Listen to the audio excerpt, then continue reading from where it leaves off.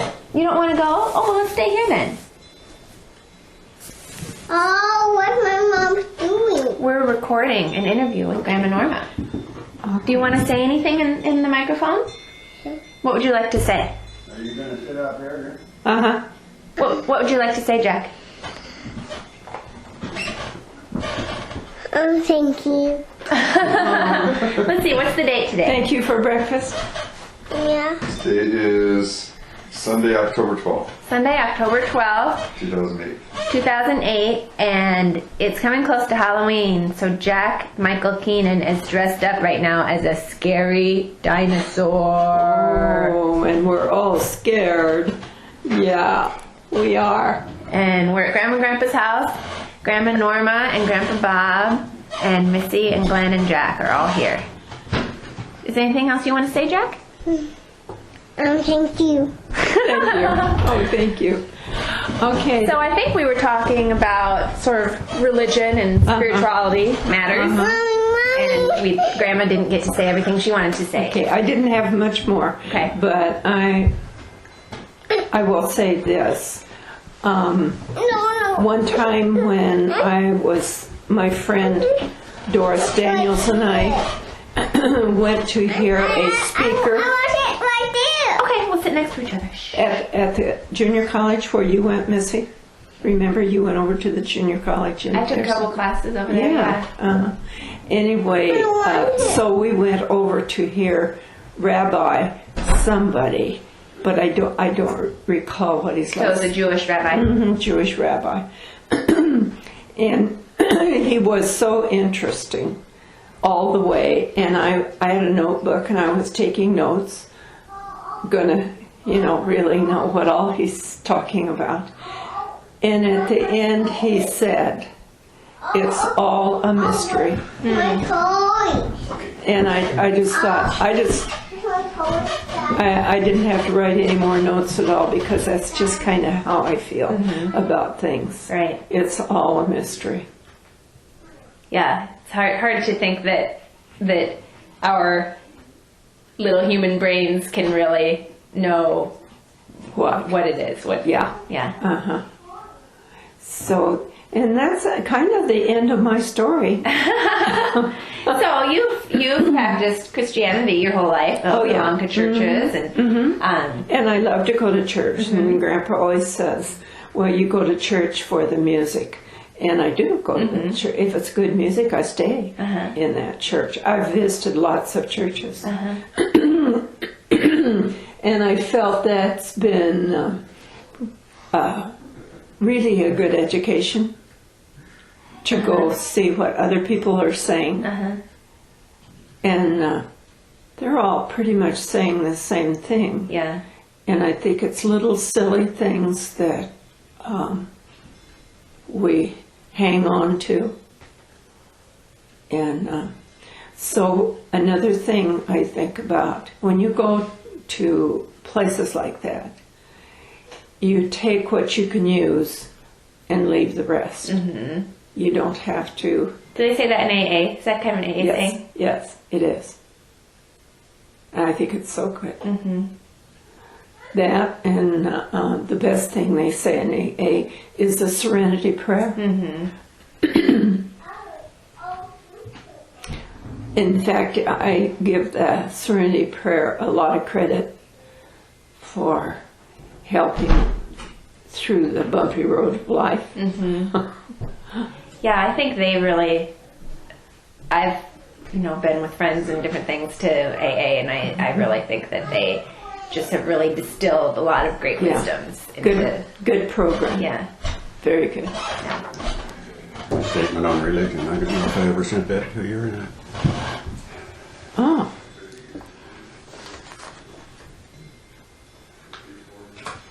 This is something that you wrote? Yeah. So. Probably could be read at my funeral. Only we're not going to have a funeral, Dad. You're going to be read at the interment of the cremains.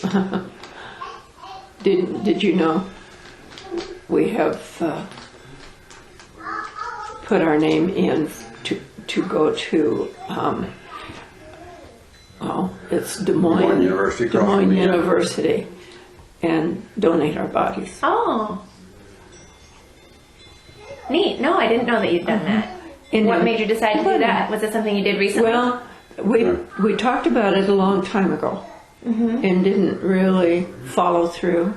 And I went to a funeral and sat with my friend Norma Swartz, and she said, "You know what I've done?" And she said, "I've donated my body to the university." And I said, "I want the phone number and address of how to do that, because that's really what I would like to do too." And I knew that Gramps would like that too. But we've got all the papers, we just don't have signatures. We could, We got signatures. yeah, we got, Except for witnesses. yeah, You want Missy and Glenn to witness? sure, We could do that if you guys want Yeah. to get it done. yeah. I've had mine witness for. Who did you witness with? Signed one side. So, I guess that does lead me thinking, Glenn and his siblings went through quite a bit of turmoil and difficulty when their father was in a coma this summer. He had a living will, and the living will said, I forget what the statement is, but no extreme measures or whatever. But it's interesting that's not a clear-cut statement. Because he was on feeding tubes and writing things like that. And so then they had to decide, well, should we keep, when the doctors were saying, he's had significant brain damage, we don't think he's going to recover, then they had to decide, do they just take him off the breathing tube, or do they take him off the feeding tube, or do they, would they continue to give him an antibiotic if he got an infection? Do they continue to give him his blood pressure medication? Do you guys have that types of Living things well. specified? Yeah. Did you hear kind of the detail I was saying there, that his living will just basically said, no extreme measures or whatever. But then it was interesting, the interpretation between the 6 siblings of what does that mean. And when he was on a feeding tube, is that an extreme measure? Is his blood pressure medication an extreme measure? Yeah. And so oftentimes doctors don't quite agree even on Right. Yeah. And it was then interesting, then discussions that we had with the various siblings. Gary, Glenn's older brother, was saying, don't let me be a minute on any type of life support. Get me right off of that. Where kind of other siblings, I think, would have held on more and stuff. Yeah, well, that's 6 siblings that you have. Did you guys have to go through any decisions like that with your parents, or? No, No, they both, mother died overnight, found dead in her bed. In the nursing home. Okay. And Dad died at the hospital with his latest ailment. 5 days after we took him to the hospital. Oh, quit. Why so many documents? I I guess I should see, what am I signing here? What goes in file and what goes to the university. Oh, okay. And then double set for each of us, of course. Okay. oh, that's good. Yeah, we are now your heirs.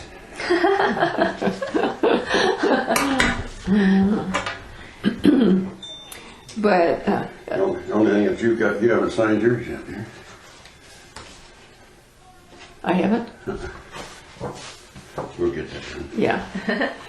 But anyway, Norma Swartz and I were visiting at our friend's funeral just 2 weeks ago. And she said, I don't want a funeral, Norma said. And she's been terribly sick. She's had a lot of grief. And she said, I've willed my body to the university. And I said, I'd like the address. So that was all pretty quick that you Yeah. guys decided you wanted to But do it wasn't, Mayo did an exploratory on Norma Swartz's brain tumor.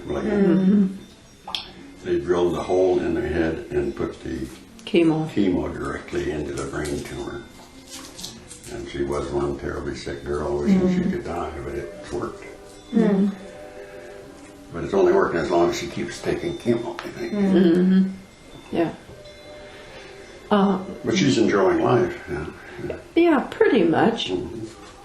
I mean, not totally, but you know, she's having and that a lot of that is due to her husband. He just, come on, Norma, we're going for. He made her get out and walk because she wasn't walking, and now she can. She walks a mile. And now when I see her, she doesn't have her walker. So I think it's just been, you know, good help from the spouse and everything. But she said this is what she wanted, and I said that's really, you have to come to a point where you better make your decision. When you touch 80, you think a lot about things. Really? And that's a lot. That's what's happened to me anyway. Yes, dear. Huh? Yes, dear. Oh, okay. Grandpa doesn't understand what that means, but He doesn't understand it's girls. because he's been so reflective his entire life. Nothing has changed. So do you guys have other? So this is neat that you guys are doing this. So you'll be, when the freshman class gets their body to Yeah. work on, you guys will be, and you know they like have a tendency to name their people. I know Janet, We're hoping to lay side by side. of course. You'll Oh, I don't specify know. Depends on circumstance. What did Jana say? I thought about calling Jana because I remember when she got her white coat and her person that she was going to work with a cadaver, Yeah. you know, was a young man. I never heard any more. I can't remember details of it, but it was interesting. Just I don't ever remember her discussing it as if it was as if she was squeamish or was uncomfortable for her. She did Part say, of it, I think they're told not to, probably. I suppose. You just have to. I mean, I'm just too sensitive for. I couldn't do it. I don't think. But I always thought if I was going to be in medicine, I would want to be a what's the term for it? pathologist. Pathologist. Because you don't have to get up in the wee hours of the morning. Oh, to yeah. take care of somebody. yeah, I'd take one of those fields too. So, do you guys have other thoughts along these lines about your wishes or plans, or do you have? Is everything all documented? We our ashes, you know, they cremate you when they're finished with you, and they have a little service at the college, and then The cremains go back to Mike and Matt. and then We have headstones in in Webster City we did that when Wayne died. Yeah, I remember you mentioned on the last tape that Bessie got a deal. Right. Yeah. So suddenly we had headstones. So then the intent would be for the cremains to go to those plots. If they wish. Okay. Or they can do whatever else they want with them. Right. Okay. Use them for pepper.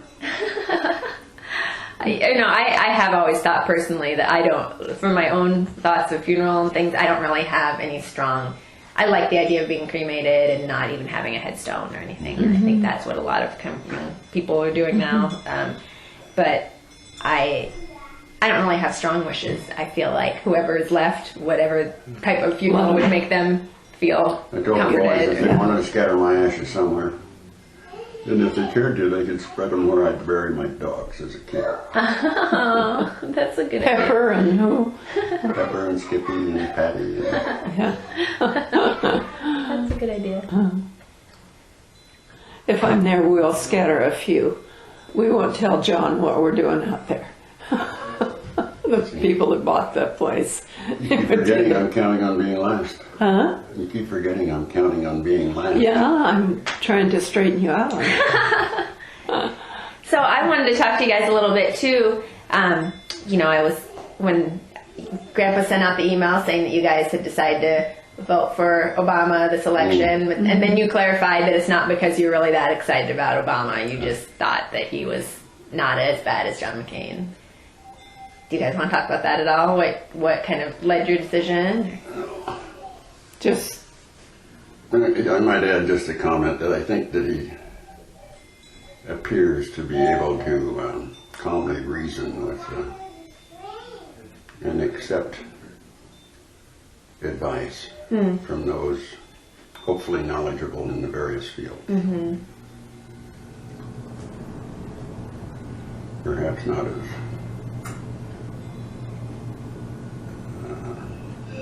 temperamental as McCain. Mm-hmm. I like the, I've not voted for a party for a long time.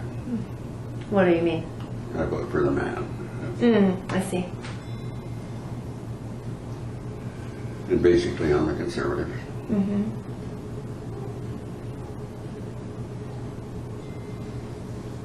I think Obama has the best education. I got a swing whistle. Hey, Oh yeah. I thought I heard somebody whistling. Phil Neese make that? Huh? Did Phil Neese make that? No. I bought it.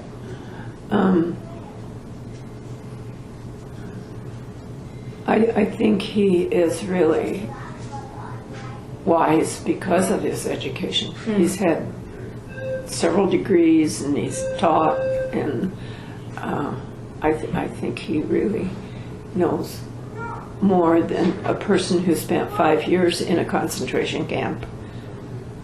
I don't know if that By the time he's is an been in for 4 education. years, he may have actually become educated. Well, you mean he will be educated? Sure. He will become educated. Right. Yeah. And I was not too excited about the young lady from Alaska. Right. Sarah Palin. I thought Sarah was kind of firecracker. Yeah, right. Right. Maybe that's harsh, but I just didn't. Firecracker. I've heard a lot harsher terms. I believe. Yeah. It doesn't seem too harsh to me. Uh-huh. McCain's comments also about, I know where he is and I will go get him, Yeah. and that type of thing, doesn't lead one to believe that he might use the necessary diplomacy. Well, that didn't set well with me at all. I thought, if you know so much, why aren't you actively making the steps to go get him? Right. I've heard that comment too. I Yeah. tried to explain to Norma that in his position, he can't take active steps to go get him. He'd have to be president first. Well, I suppose he could whisper in somebody's ear. That's right. Well, he probably has. Probably has. Yeah, I just think that. I don't understand why you think he could. Well, I don't know. I just thought he'd know. Well, he can't be the only one. It seems that if Yeah. there really is that intelligence hiding somewhere in the Senate, or if there's someone who knows that, it seems like that could be communicated. The right parties could get over there. Seems like it. Yeah. Oh, I guess I speak without really knowing what's right and what's wrong. I just say how I think. And the incidents of the incursion into Pakistan, there have been several of them in the last month or so. Concerns me a little bit because Pakistan is basically an unsettled outfit, and it does even have atomic weapons. And I don't think we should irritate them any more than we have to. While they're a declared ally, it's almost an unstable government that has declared it. You have the Taliban and the tribes in the rugged mountain country that don't like that government at all. It does seem like you said that under both the current administration and possibility of McCain, I don't have any trust that any diplomatic steps would be taken, that any sort of, thoughtful measures would be taken. That it's just sort of someone gets a whim to bomb and goes ahead and does it. That's sort of my impression from outside. And Obama does seem like a more sort of reasoned person. And I think he has a attractive, educated, well-educated wife. Won't she be nice in the White House? Mm-hmm. She's got class. Right. So does it surprise, just to have, an African American that looks like he's probably going to be president? To me, it's so exciting and something that I didn't know if we would see. I don't know if that even is a thought for you guys, or if your friends are like, wow, we can't believe there's a black guy running, or if you're hearing any of that, or. I don't think that we have friends that ever thought too much about maybe Marvin Elliott and Bill Henderson. Other than that, I have not any knowledge of any of our longtime friends ever having anything against Color. And now. That's fairly, that's fairly common in these northern Midwestern states. True. Yeah, it's interesting that it seems to be really such for the most part, a non-issue. I do think that you have some sort of die-hard type of folks who would never consider voting for him. But it really hasn't been sort of a major issue of the race. Much as we would have known and did know for a fact that Henderson had a real thing against the blacks. He voted for Obama. Oh, really? Yeah. Interesting. Isn't that interesting, though? Yeah. He's a Southerner. Oh, and the minute he steps in the door, he's Southern. He still has the accent. He still has the manners. But both he and his wife had 4 years in the military in World War II. And that, I think, had a bearing on Yeah. McCain. He's the kind that opens the door, and you'll pull your chair back now. Now you just sit right here. You sit right down here. Southern gentleman. He is. You like him. So, that's interesting for me. I think Glenn and I, and probably I think of any of Jana or Soren, Colin, Emma. I don't think any of us would probably ever vote for a Republican. We're pretty strong Democrats.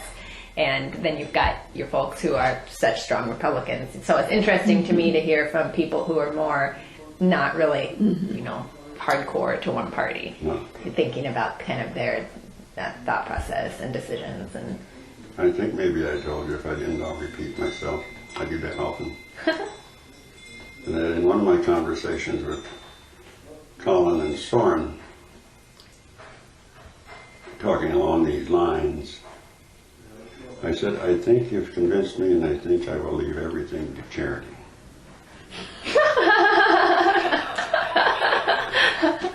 you're like, what did I say?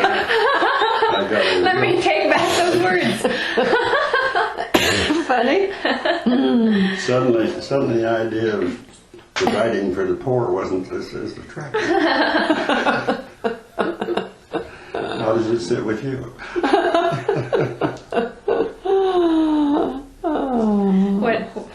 Whatever you feel is best. Well, let's just investigate this.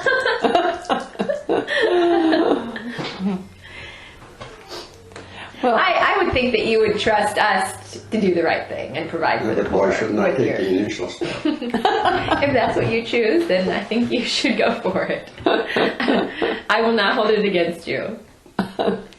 I know, of course, we're not talking about the same level of resources as, say, Warren Buffett, but I've always appreciated actually what he's he's leaving like 98% of his money to charity. He's only keeping a few billion. Right.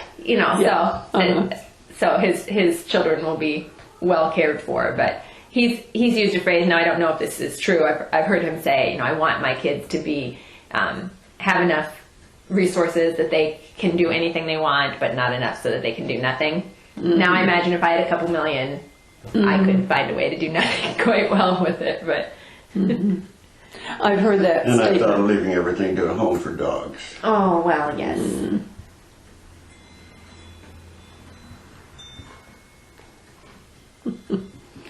Anyway, it did put a halt in the conversation for a while. Dad, read what you wrote. Oh, Missy read it, didn't she? Well, do you know we were recording?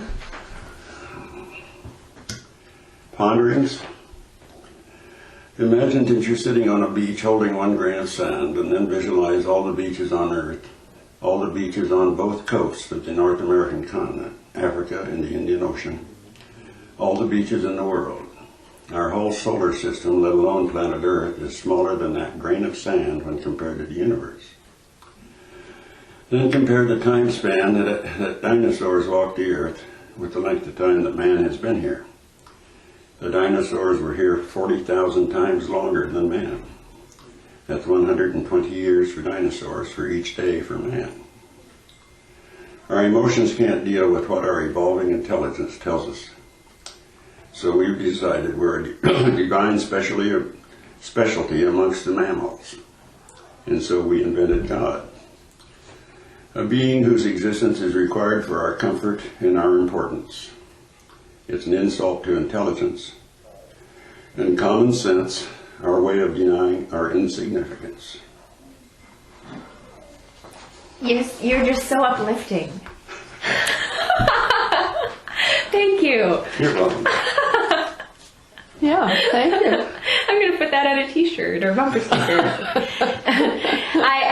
I've been listening to a really good science podcast lately. Mm-hmm. Actually, I should send you the link to it. You might be interested. It's called Radio Lab. Okay. And they take scientific questions or ideas and they distill them down really to, you probably don't need it distilled quite as much as I do, but it distills it down to really layperson, type of terms, analogy, and they keep asking probing questions. They're like, but why? But what are you talking about? But why? Why?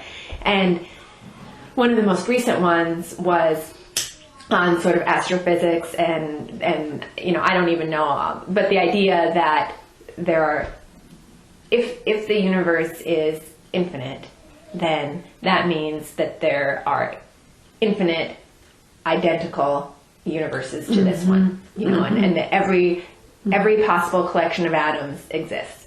And so, there's a universe that's exactly like this, an infinite number of them, then there's an infinite number of universes in which, it's the whole planet Earth is just like this, and we're all three sitting around a table just like this, except there's a guy with a green shirt instead of a tan shirt. And, then there's one where, you're a little bit shorter, or I'm a little bit whatever. And then the guy who was saying all this was saying, he's like, from all of the scientific, the things that we're learning right now, we don't know for sure that that's true, but that seems to be where our scientific knowledge is leading us. It came along with the quantum theory. He said, I hope that's not true. But that's what it seems to be true. And he said that his personal kind of philosophy was, although he's learning how insignificant he is, he lives his life as if his decisions do matter and as if he is significant. And I thought that was, I guess I liked that idea. When you think of the distances, or when I think of the distances and you study space at all, you realize that it's a few million miles within our galaxy to other suns and systems all within our galaxy. And that the Hubble telescope now can see billions of years, time-wise, into the universe, and they still haven't reached an edge. That's another thought that makes you seem so infinitesimally small that we can't can't be of any importance in the grand scale of things. Then it's a proven fact from all our measurements that the universe is still expanding at an increasing rate of expansion. Mm-hmm. With all of this and all that they've been able to prove, and all of my thinking about the complete lack of importance of ourselves and of our whole race, our whole beings, no one has attempted to explain the beginning of the expanding universe. All they'll say is it had to be a totally unimaginably dense dot that exploded. And the atoms and the protons and all the makings within them, the quarks, they all developed after the initial explosion. What exactly was the initial dot? And I haven't heard any theories about that, other than that must have been what happened, so let's go from there. Yeah, I actually started listening to A Briefer History of Time recently, and I stopped halfway through. It just... Was that Hawking? Yeah. I just got the idea after reading it, like, wow, it's all very complicated. That's what I can end with. I don't need to read. I don't need to understand the details. There's a lot of it I can't understand. Yeah. I think maybe I might have told you once that I asked Soren, I think along about the first year or two after he got out of college, visiting one day, I said, it might even have been Brief History of Time. Somewhere I'd been reading about quantum theory and quantum mechanics. Mm-hmm. And I said, Soren, there's some things about quantum mechanics that bring questions to me that I can't seem to get answered. Could you explain it to me? You think? And Soren looked at me and he said, Rabbi, I think I could, but you wouldn't understand it. Is that good? I like it, yeah. And that's where you were at when you were reading Brief History. Right, yeah. I thought, I had been reading something where they were talking about the concept of there are the things that you know, the things that you don't know, the things that you don't know, and the things that you know, or whatever. Mm-hmm. As I listen to stuff like that, the universe of things that I know I don't know just keeps expanding and expanding. There's a lot out there, huh? Yeah. Well, is there anything else that you guys want to share? I don't understand how... I think maybe we said I don't understand how anybody, and there are so many, the majority it seems of our species, that think it's true of the Muslims, it's true of the Christians, it's true of the Jews, that they think an absolute authority lies in a book written by some of their ancestors not very long ago. These books are all absolute authority. They'll say, well, the Bible says so. So? Right. The Bible was written by some jerk that didn't know much. Right. I mean, I guess it's interesting when you, in what you just read, you talked about this a being whose existence is required for our comfort and our importance. I mean, I have read and seen before that people who think, as the people who do believe in a higher power or believe in a God, tend to sort of have less depression and things. I know that you've had periods of depression and things in your life, and so I don't know, maybe it is just a placebo that people have to keep them. I do think I had depression because my line of family had it. Mm. Uncle Ted had 3 different rounds of electroshock. Really? Yeah. Well, your dad had depression. Depression, yeah. Yeah, the Peterson side of the family is And believe me, prevalent. my father and my uncles knew the Bible was the Word of God and nothing else mattered. Mm-hmm. And it It wasn't a sell for them, though, huh? No.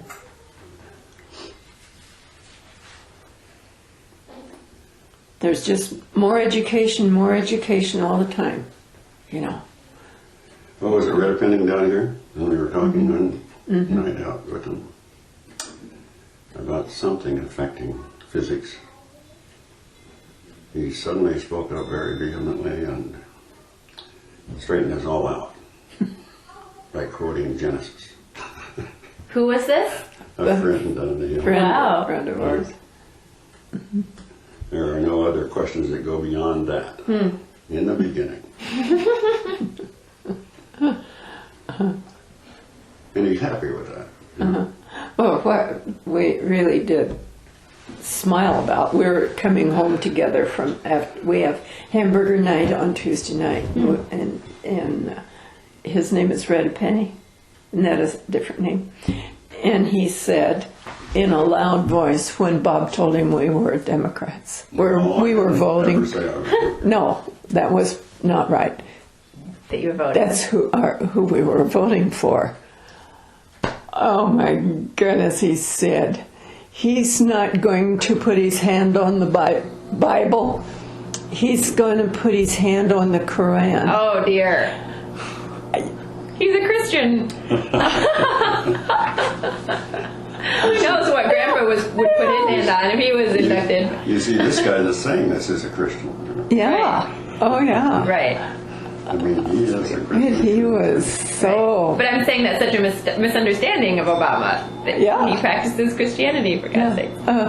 Well, you see, the last couple of days, did you see the lady that questioned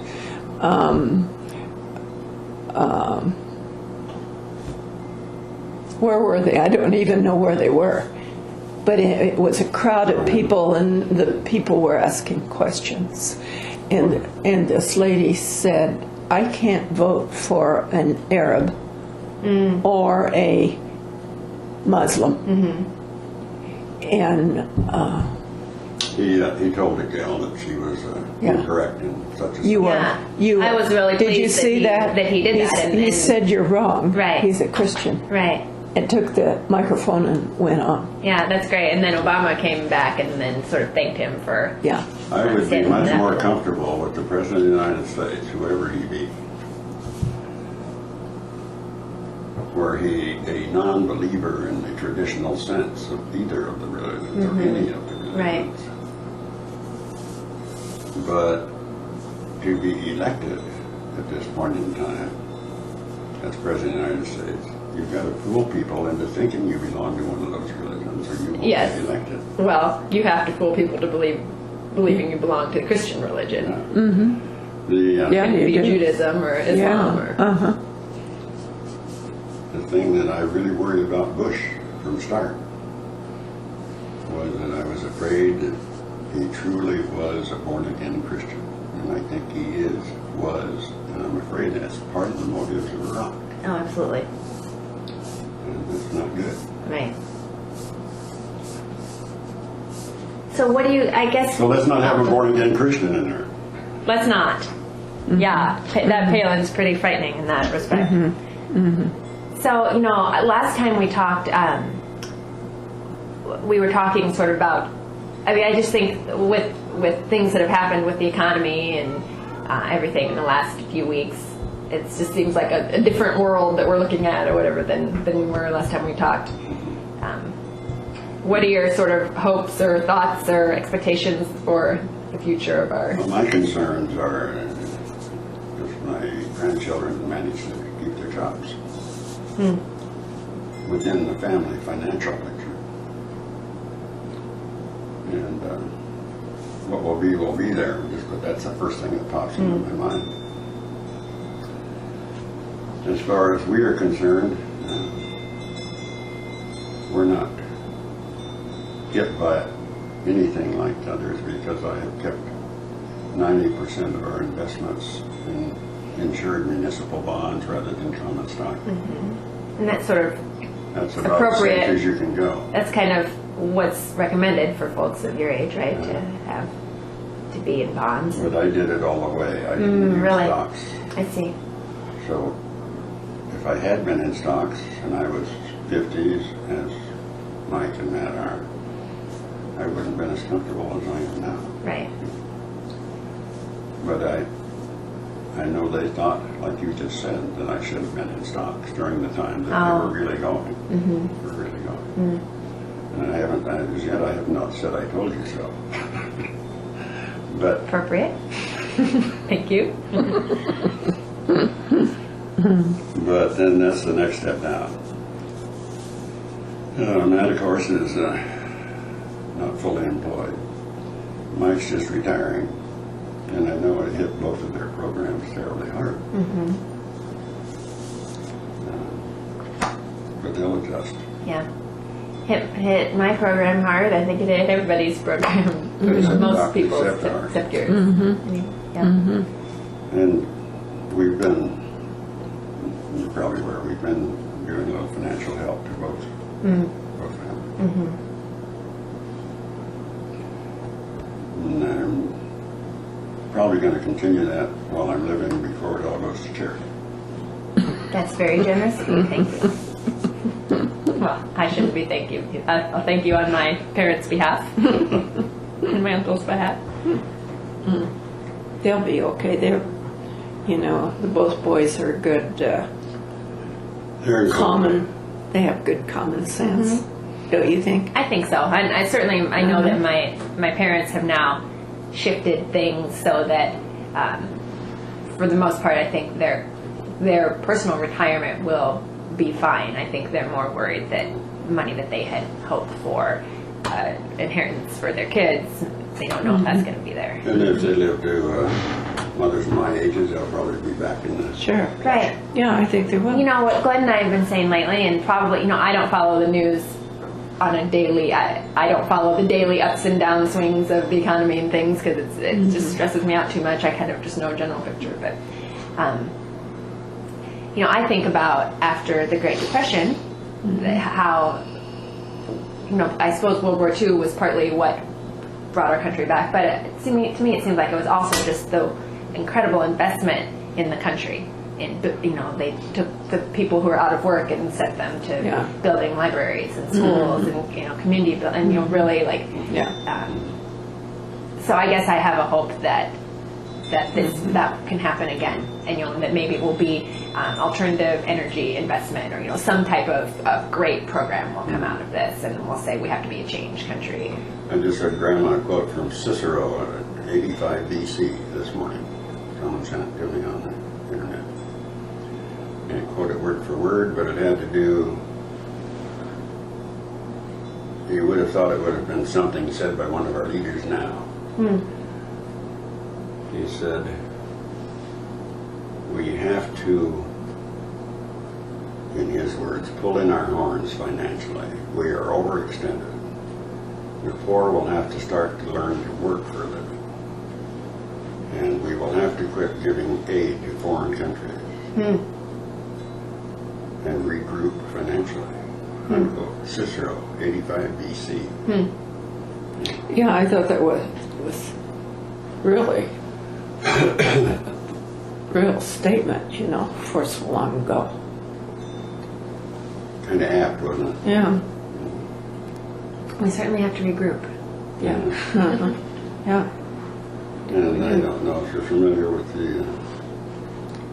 all the foreign aid that we shipped overseas following World War II or not. What was the plan? Marshall Plan. General Marshall enacted the Marshall Plan, and we sent zillions of dollars over to repatriate and reorganize France, Germany, the European continent. My mom and dad went over to visit Marlon and Margot Hall after the war, and the Marshall Plan was... Well, there wasn't anybody else that was on the plus side of the monetary situation inside the U.S. And she came back and she was just furious what we were doing.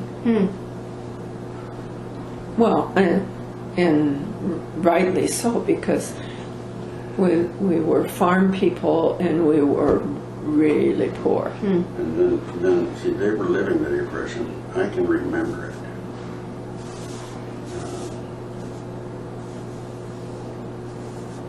course, a little time in the service and fully aware of the Marshall Plan and all we were doing.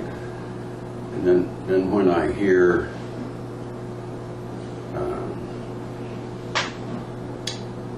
the kind of criticism from the French that we hear occasionally, I think those ungrateful bastards. But then what we're hearing from are generations that didn't experience it. Such as Missy.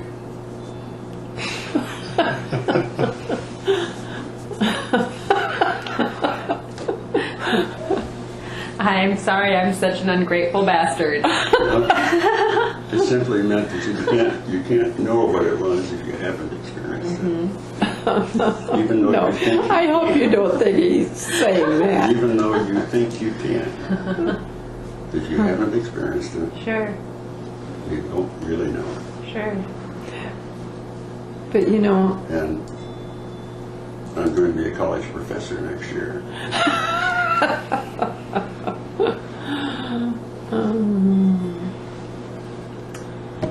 Well, I'm getting to where I'm looking at the clock here, and I need to start tossing my guys in the car. Oh. So what? You can have ponderings and read it at my services. All right, There you go. I will do that. Are there any other? Assuming you attend. Well, most likely. We'll see. We'll see what. Well, you We'll see know, how there- things continue to go. Yeah. There you go. well, you know, We'll see what the will ends up looking like. there, check it out before. See if the people that head up the charitable organizations come, huh? Right? Yeah. We'll just send a bunch of dogs.